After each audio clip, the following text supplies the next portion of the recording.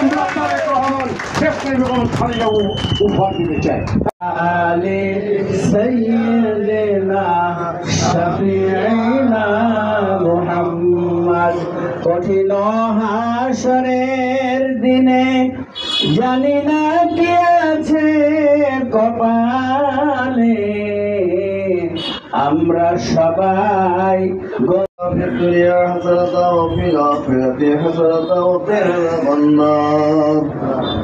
ربنا إننا آمنا فاغفر لنا ذنوبنا وقنا عذاب النار وقنا عذاب الموت وقنا عذاب الحشر وقنا عذاب يوم القيامة. ربنا لا تزغ قلوبنا بعد إذ هديتنا وهب لنا من لدنك رحمة إنك أنت الوهاب. ربنا فاغفر لنا ذنوبنا وكفر سيئاتنا وتوفنا مع الأبرار. رب العالمين আমরা দীর্ঘ সময় ধরে এখানে আলোচনা করেছি, এই আলোচনাগুলিকে আমাদের মঞ্জুর করে রব্বুল আলামিন।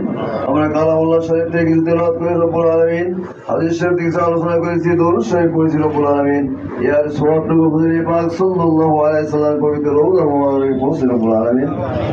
সমস্ত আম্বিয়া আলাইহিস সালামের আরওয়ার উপর বকশিশ করুন রব্বুল আলামিন। সারা বিশ্বের যত মুসলমান নরনারী